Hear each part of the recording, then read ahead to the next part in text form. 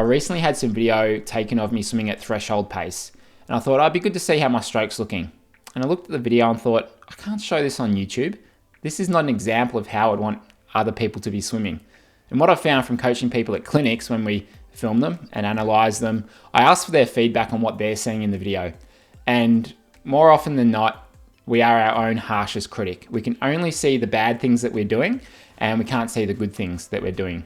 And that was the same in my case when I looked at my footage. And I thought, no, I can't show this to other people on YouTube. I'm not happy with how that's looking. I would consider myself a reasonable swimmer. I've done a 47-minute Ironman swim, a 21-minute half Ironman swim, and I've typically been the first in the age groupers to be out of the water. But when I did my Ironman back a couple of years ago, I did a 47-minute swim, and I saw that the first pro out of the water was a New Zealand guy, Dylan McNeice, and he did a 45-minute 40, I think, from memory. And I thought, man, I'm annoyed by that. I wanted to be the first out of the water, and I don't know where to find that improvement. Looking at this video, there was a number of things that I could see that, okay, I can actually get quite a bit better than where I'm currently at. So in this video, I want to take you through the things that I could see and how I've actually been able to improve my times in training by 2 to 3 seconds per 100, which is about a 3 to 4% increase in speed. And when you're more at the pointy end of the field, that's quite a good result for these changes. So I'm going to show you how I diagnosed some of the issues that I was having with my stroke and how I've gone about making those changes. Now, the first thing that I noticed watching through the footage was I've got quite a few strokes where I've got a good catch and pull through.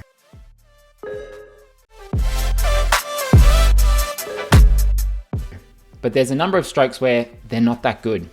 And usually they're on the breathing strokes. Now, I saw that I was actually pushing too far back past my hip. And this was the first thing that I worked on. I was pushing so far back that my arm was almost completely straight at the exit of the stroke. And you can see that above the water here, that when I'm exiting, my arm didn't really have much bend in it. So that when I went to go for the recovery, the arm stayed a little bit straight and swung around a bit wide because I was pushing back too far. If you look at that under the water, especially on the breathing stroke, you'll see that the palm of my hand was turning into the body a little bit too early. Now that will happen naturally at the end of the stroke, but if you push back too far, then the palm's turned in for a bit long. So I was losing that hold of the water and pressure on the water because I was pushing too far back.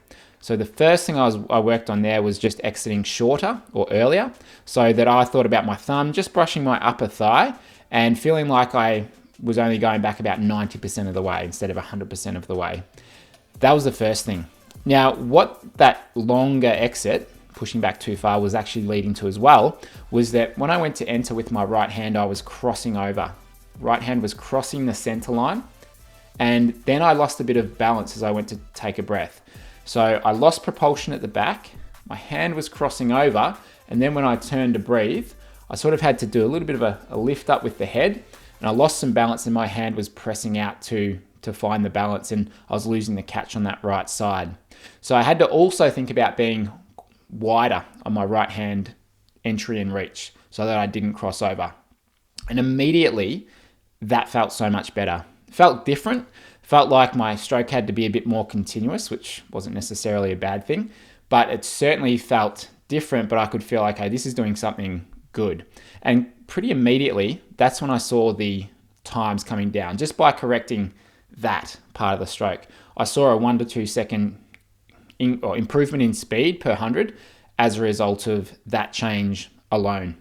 Now, I think the reason for that was because you can see here with my catch on my breathing strokes that my right arm catch wasn't that good on some of them, where it was almost a bit of a dropped elbow.